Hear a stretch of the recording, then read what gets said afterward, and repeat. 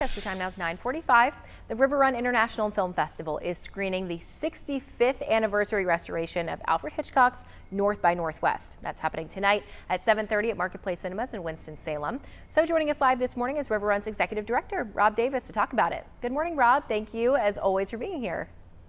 Oh, good morning, Jackie. It's great to be here. And I brought along my friend, my little statue of Alfred Hitchcock that my students at the time gave me 25 years ago when I got back from speaking at the Alfred Hitchcock Centennial Conference. Wow, that is really impressive that they did that back then and that you still have it today. I'm glad that you have him with you. So this is a tradition for River Run to screen this Alfred Hitchcock film around Halloween.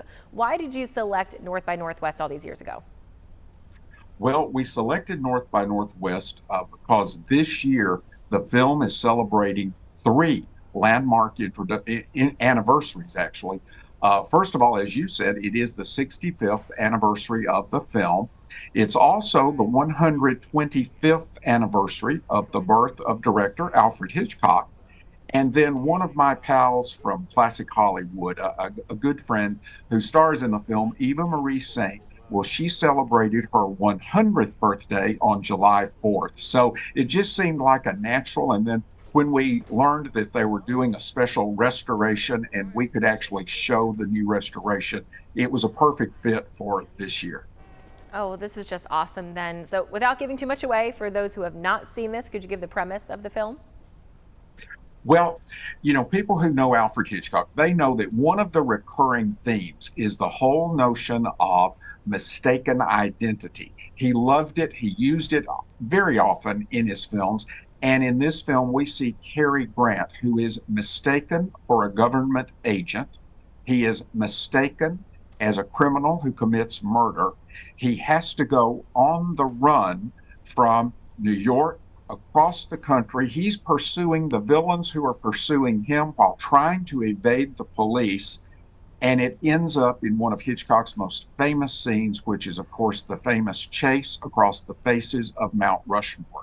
And then in the middle there, he also ends up in that scene that you have behind you, where he's on the prairie in Illinois and he's attacked by a crop dusting airplane. So it's action packed and there's a lot of Hitchcock humor in the film as well.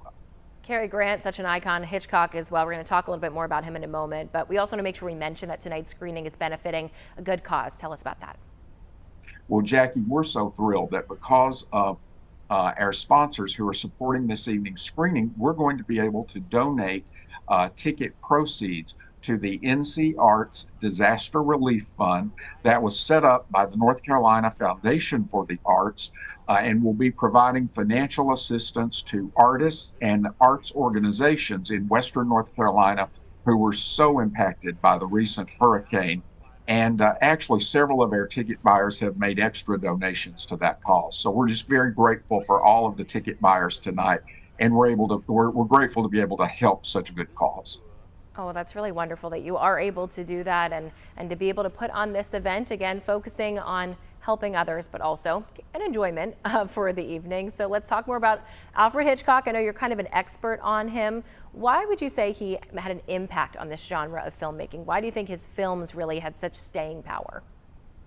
Well, I think there are really two key reasons for that, Jackie. While we know, when you go into an Alfred Hitchcock film, you know what you're going to get. You know you're going to get some sort of a suspense film.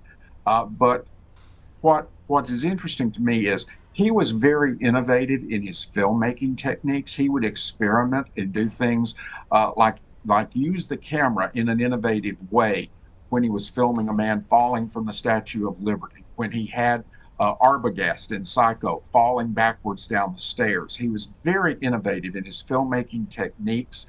In Rear Window, where Jimmy Stewart is wheelchair bound, Hitchcock created an entire apartment complex in the studio that Stewart is actually looking into. So there was innovation in his filmmaking, and also he had an uncanny ability to select engaging stories.